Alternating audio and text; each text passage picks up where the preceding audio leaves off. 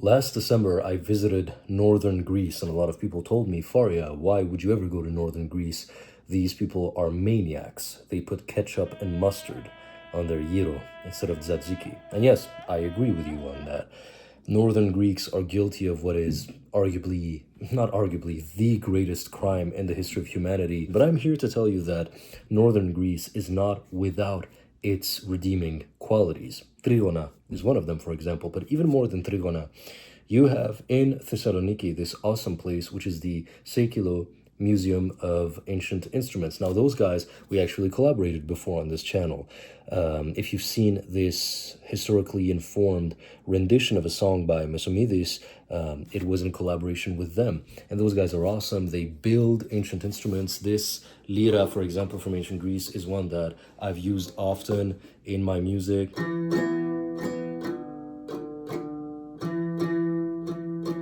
So I visited them in December since I was doing some work in the Balkans at that time, and so I passed there, and yeah, I filmed some footage there, and so enjoy this little visit in that awesome place. My name is Theodoros Koumartzis. I'm a musician, a member of the Koumartzis family of Lyres music instruments that reconstruct ancient Greek musical instruments, and also the curator and the founder of Seikilo Museum of Ancient Music. We are in Thessaloniki.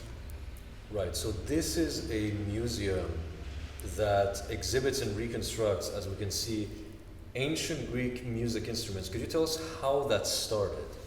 Everything started with the work of my brother Nicholas Koumartzis, who did his second master's degrees in the Hellenic University of Thessaloniki, here in Thessaloniki, where he proposed to my father.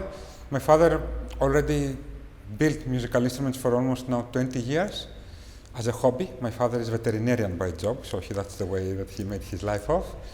He also wrote 2 books about how to construct the skafto baglamadaki and the pear-shaped musical instruments.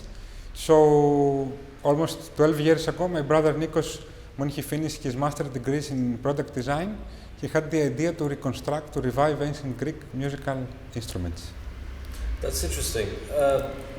What is the interest, culturally speaking, in Greece, because, for example, Greeks are all connected to the bouzouki and everything, there's those instruments. Then when you go one layer back, folk instruments, a lot of Greeks don't know what the naskumadura is, what the madura is. Some of them have never even seen a lauto, believe it or not. What is the status of the general interest when it comes to ancient Greek music, and how are you trying to sort of make that more widely known within Greece? That's correct. Since we started this endeavor, actually, we had in mind that in order to make this feasible, in order to make a living out of this, we needed to target people that they live all over the world. We do understand that this is a niche market, if we can use this kind of terms. And the thing is that there is a lot of misunderstanding regarding the history of the ancient Greek musical instruments and their names. As you mentioned correctly, if you travel around Greece nowadays and you ask for a lyra, the majority of the people will bring an instrument that has a bow, that is played with a bow. Cretan lyra, the Pontic lyra Kemenje, or the Politic lyra, exactly, which actually these instruments were introduced many centuries after the ancient Greek lyra. So this is actually, historically, it's something that also we published this book from Seikilo Books where we talk about depictions of the lyre during medieval times, that even though it was not played for many centuries, it was used by painters in order to show that these people were actually educated and they were closer to music, even though some of them they were not.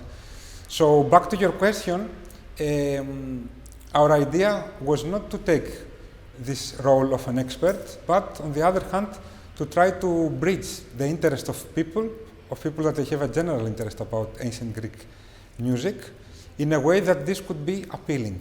Meaning that we have, of course, to make some recordings. Later on, since 5 years, we start to work a lot with our YouTube channel.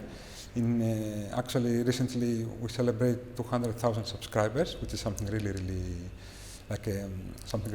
good for our team. And since 2016, we founded the Seikilo Museum. As you can see, it's an interactive museum of musical instruments, meaning that all of our visitors are able not only to listen, but also to play with these instruments.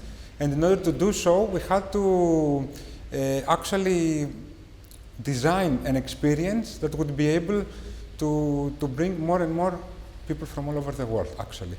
Back in time, it looked like an idea for crazy people. This is what my father told me. My father asked me, look, Theodoros, this is fun and interesting, but who will really care about this, you know? It's like a... But as many, many other things, apart from have a vision about something, you need to have, of course, to do a really hard work, because this is anyway, it's not the result of one person, but actually the result of the efforts of more people, mostly from my family, but also with more people that we work with the last years. And finally, to get back to your question, I think that the main idea of bringing these instruments, revive them, and actually bring them in a way that are affordable for everyone to get them, it's something that actually started as an idea, and in the last years it's giving more and more fruits. This is also the way why we founded the Lyre Academy. The Lyre Academy is the first online platform to learn how to play the ancient Greek lyre, where we have now, we are filming with Lina Palera for the 4th year of studies for the Lyre Academy. And also this is why we published a lot of different books during these last years for people that they want to play ancient Greek or ancient world music, if you prefer, but also to have like a lot of resources to be able to study with the lyre every day, and in order to make the lyre approachable for everyone. That's our dream. Yeah, so that's the interesting part about this whole Seikilo project, is that it's a museum, there's a publication branch, there's the YouTube channel and everything. The links, of course, will be in the description of this video. Now that we're in the museum, could you give us a walkthrough of how the museum is, how it is, and talk to us about some of the instruments that you've Of course. constructed? First of all, let's take a closer look. It's really, really important to remember a part of the academic research that we mentioned before. It's equally important to remember a little bit about ancient Greek mythology.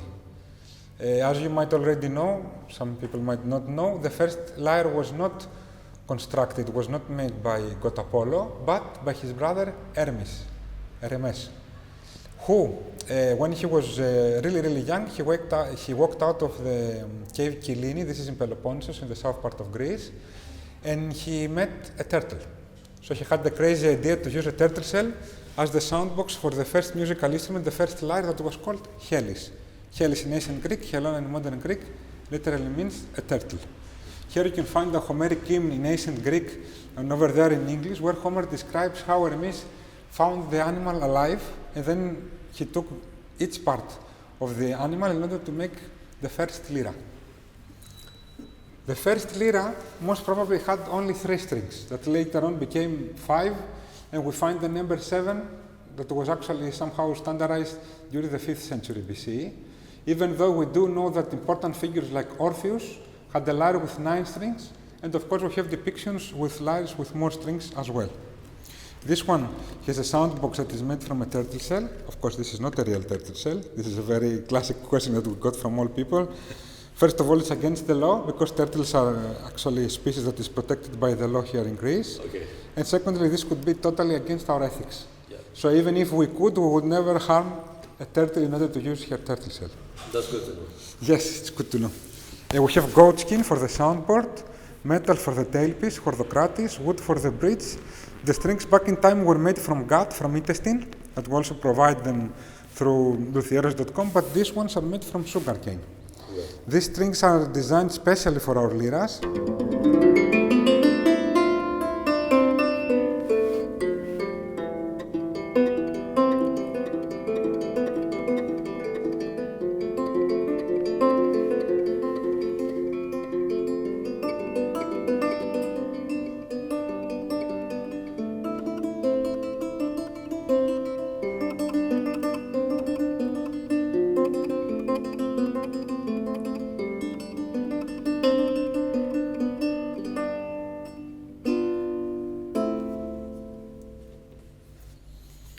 The lyre that I hold in my hands, we call here the Lyre of Zeus.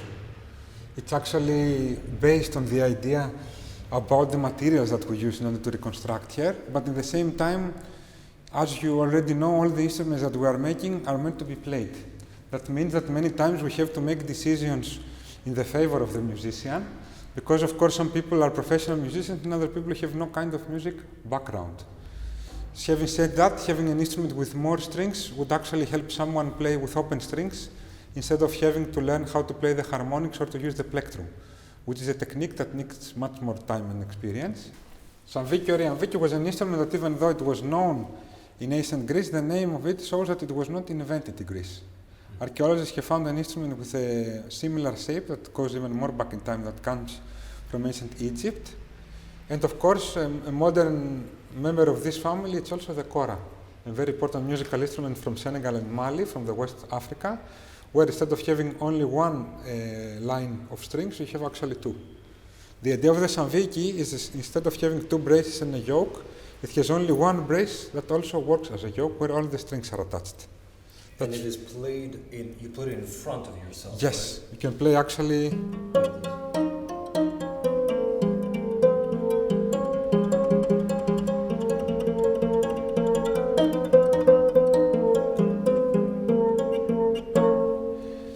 It's a very different sound because, as you see, the bridge is pushing actually the leather soundboard, and that's why the sound is very, very different. I was really surprised when we traveled 2 years ago to present our work at the MIM, the Museum of Musical Instruments in Phoenix, in Arizona, in the United States, where we found a whole collection of instruments that look very, very similar to samviki. This is another musical instrument, which is also not depicted in the images. This is, for example, it's a modern interpretation of my father of what an instrument could look like by using cedar wood for the soundboard, and a technique that's totally different, actually was used for boats back in ancient times. Of course, it was known. It's an instrument.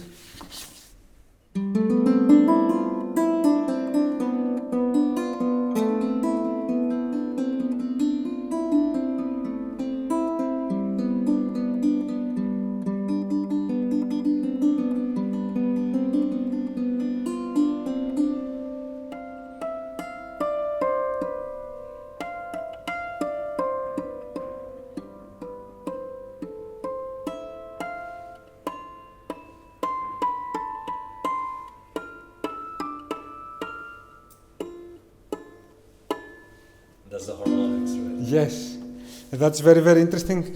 We also built a monochord of Pythagoras, where actually all this idea of the harmonics, was able, actually we have a monochord over there, where someone would be able to describe and talk about the relationship between the harmonics and the different notes that they can produce by the same string. Over here we have another musical instrument called the ancient Greek kithara, or kitharis. It's an instrument that was actually, according to ancient Greek mythology, was invented by god Apollo himself. And it's an instrument that kitharodi, professional musicians of this time, of ancient times, used to play in order to perform and to compete against each other. This instrument, even though there were luthiers before my father that they made this whole system that you can see over here only aesthetically, my father was the first one to prove that this system would be able to produce tremolo and vibrato. Can you show us how? Yes. Remember, this is an approach. We don't say that this was for sure, but we do know that from all depictions that the yoke, the zygos over here, was made from a different part of wood comparing to the braces.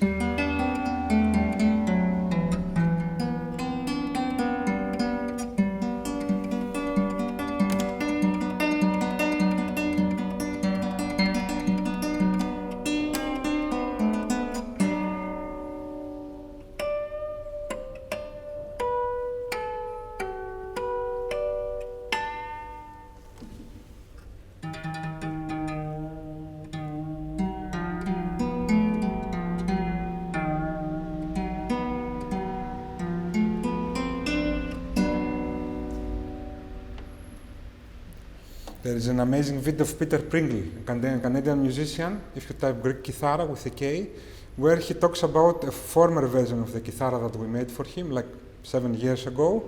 It's a beautiful video, actually, and Peter Pringle is considered to be one of the guru of ancient musical instruments. So if you want to take a look, and closer look for someone who's playing and sings in the same time, this is a really nice music video. The kithara was sort of almost the bouzouki of its own time. It was sort of one of the standard instruments.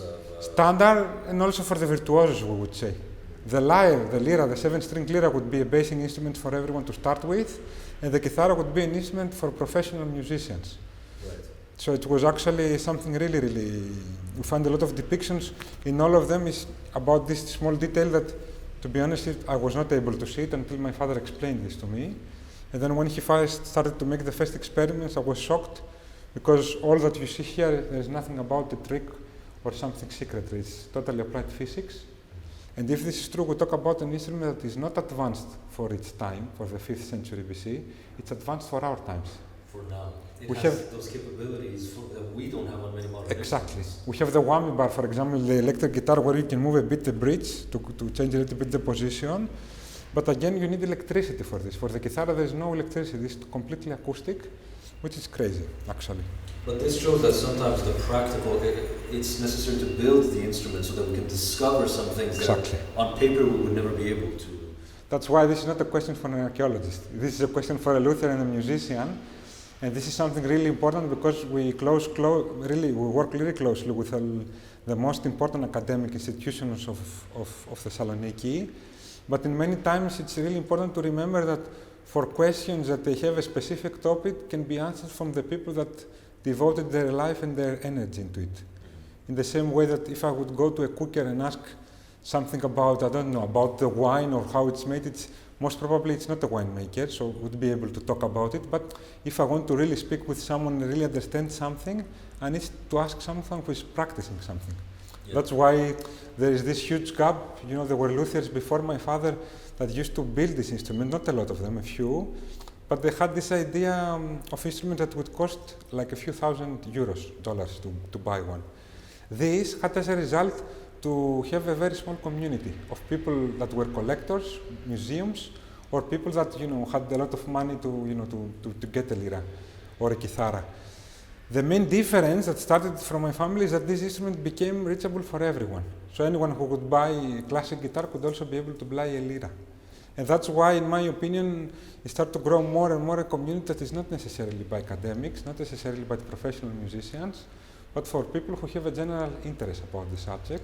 Could be sound healers, could be academics, could be professors in high schools, or people that they just play music in their free time and just want to enjoy the sound of the instrument that we play. It makes it more practically, it democratizes the instrument, basically. Exactly. Allows everybody to. It's one of the things that's very interesting because, for example, there was a question on paper where we asked, okay, Mesomidis, for example, some of his songs, these chromatic passages, how do you achieve them with a 7-string lyre if there's no, well, maybe they would actually change on the spot, and that answers the question of they could access the enharmonic or chromatic modes without having to retune, basically. Exactly. But we would never know this without having built the instrument. Exactly. This is a question that was always between luthiers and musicians. For one hand, you need the luthier that would be, how to say that, to say it in a good way, that he is feeling enough good with him or herself to say, you know what, maybe I don't agree with what you say, but I will try to see what will happen.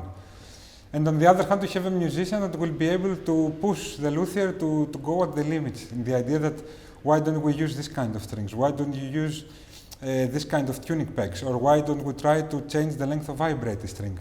Always, I mean historically for all the instruments that we know, this was always a question that I need to go through both luthier and a musician. So I believe that this was the very important step that was made and also still happens because we still get requests for custom musical instruments that are used for different reasons. And of course, as you might know, luthiers in Greece are not really open-minded. They are like the idea that I know about the instruments and don't get inside my job. But in my family, this is not the issue, the subject. This is a pandura. It's a musical instrument that is connected mostly, actually was played mostly by women, as far as we know from depictions that we have, like this one.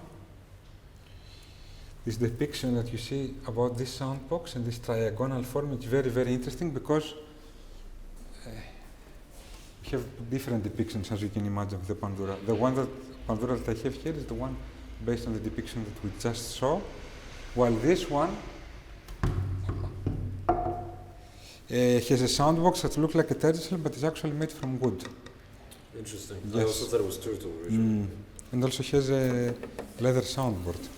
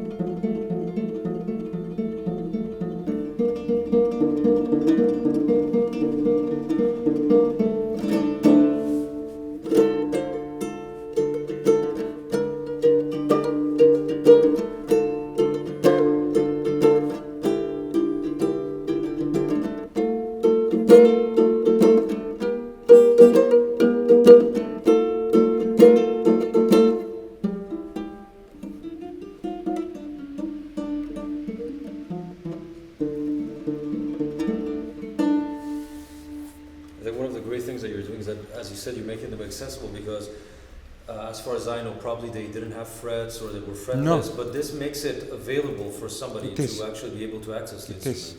That's why, if you notice, we placed movable frets, because someone can actually move them if he wants to have the spaces not equally tempered, or even take them away and play as a fretless musical instrument. So you can do the Pythagorean temperament, for example. Totally. Okay, because it's the perdes, the old, it's not the frets. That's a big conversation, because it has to do also about how we listen to music.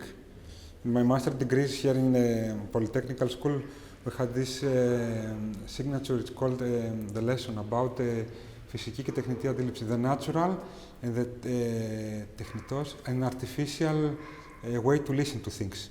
So we had this very interesting class about how our ear works, about the frequencies that we recognize, and how this was actually something that needs to have a reference. Once we have a reference about something, we are able to recognize this. Yes. But if we don't, we are not able to recognize this. I know that this sounds very obvious, but in the same way, this is also an answer to a question about, shall I tune my instruments, let's say Lyre or the Pandura are 440 or maybe 432? And if I go to 432, what kind of differences shall we have? The Western music has the idea that the less difference between two notes is half tone, like going from C to a C sharp on a piano. Back in ancient Greece, this was divided by 4. So in between two notes, let's say, between C and D, we would have probably around 7 more different notes. This is a question that is not only for a musician, it's a question about how we receive music, how we understand music, and how our ear is trained or not trained to recognize these differences. But this also shows us why these people, they have to study music from such an early age. And this is why, in my opinion, if someone wants to take a closer look about this kind of perception, can actually do it with musicians who come from India, which again they have to study in a very young age, maybe the age of 3, 4, they start to need to play the different instruments, where they have a lot of odd rhythms, a lot of complicated, super complicated rhythms, and at the same time a lot of frequencies that they go totally out of what we think that it's in tune in the Western world, let's say. Which is something that, in my opinion, also, it's something that they got really, really seriously. And also, there are many decisions that are made through history, human history, because they want to make some of the instruments be more easily accessible by the people. I was surprised when I found out, traveling in France for some exhibitions, where I found out some traditional musical instruments, if I'm not mistaken, like the accordion, that in specific time, their history, they were selected to play either major or minor, so more people would start to play them. So it would be no wrong notes, which is good as an idea, but at the same time you lose a lot of information. So they took away the chromatic notes, essentially. Exactly.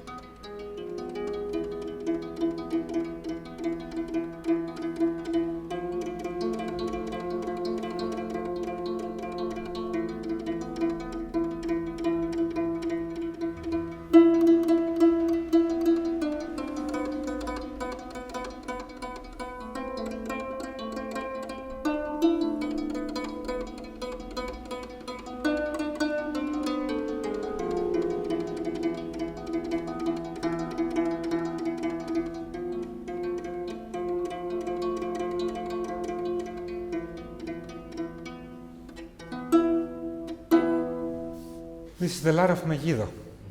Megiddo, in ancient Mesopotamia, also it's described as the lyre of King David. It's a very peculiar instrument because it's the first time that we see a lyre that one of the two braces is shorter than the other. Also, if you take a closer look, he has 10 strings, which is also pretty not so common for ancient Greek lyres, and also doesn't have any kind of sound hole.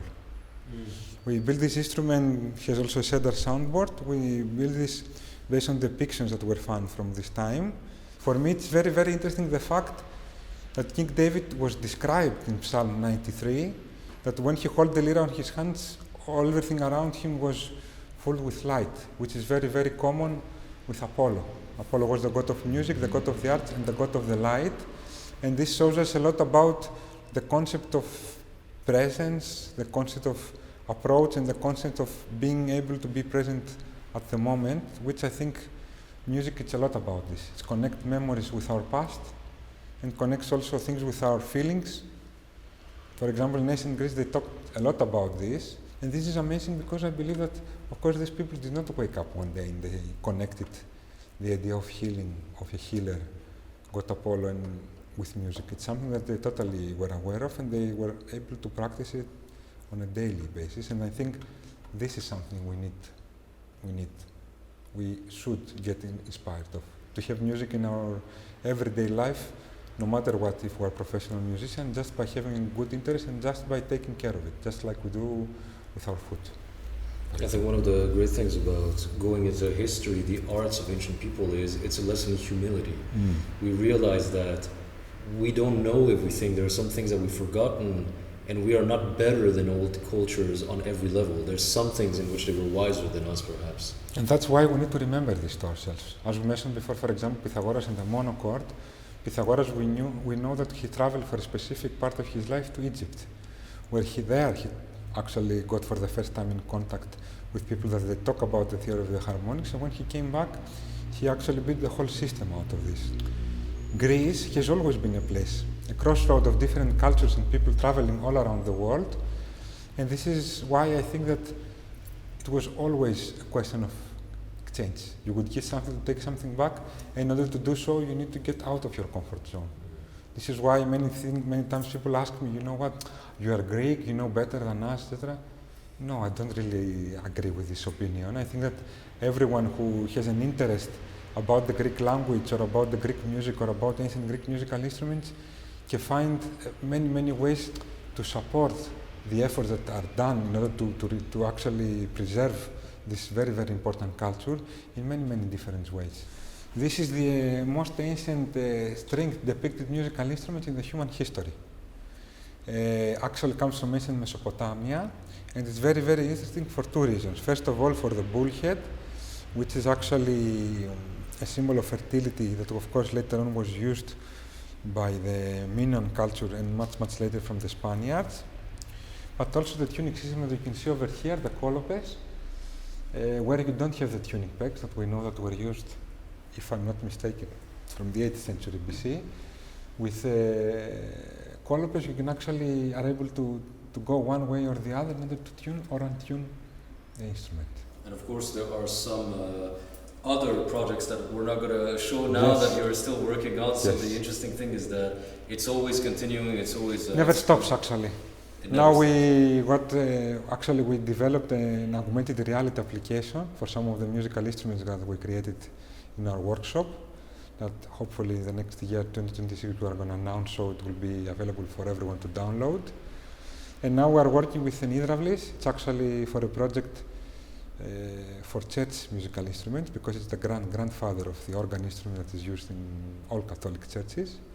That's why in the end of January we will travel to Bonn, to Germany, and to Belgium in order to meet some organ makers there. And in the next 3 years we're going to produce a lot of really interesting content, academic papers, but also a lot of music with the hydraulis. We have a few projects going on right now, so it's something that, And this, as the result, as we said before, it's not the idea of one person or two, it's the idea of exchange again. People that they come here, that they have something they want to do something specific, or things that we want to realize, and by, be able to listen to each other and to learn from each other. We're doing an amazing job, because very few places in the world can we find an hydraulis, can we find the samvike, can we find this. So you really are doing an amazing job, not only bringing the past to the present, but doing so in a way that's accessible for the common person, not just the academic and university, which I think is what we're all trying to do here. So. And get outside of the role, you know, like many people expect you to be something or to say something, but at the end of the day, as I said before, if you keep humble and you have always your ears and your eyes open, you can always learn from each other. And yeah, so I'm really happy to give them a shout out. So if you're watching this and you're interested in having reconstructions of ancient lyres, for example, that are affordable, accessible, and customized, modernized enough that they don't sacrifice necessarily the historical authenticity, but they just make them more ergonomic and just useful for the modern player, definitely give them a try. They have these awesome lyres they sell on their site, handcrafted and everything. They also have these books, for example, Healing Music in Ancient Greece, Rhythmic Elements. They just harmonic elements, which is, they translated this essay by Aristoxenos, our good friend Aristoxenos. So you can literally buy one of his books with modern English translation. Anyway, give them a visit if you ever pass by Thessaloniki, and I will see you for the next video. Goodbye.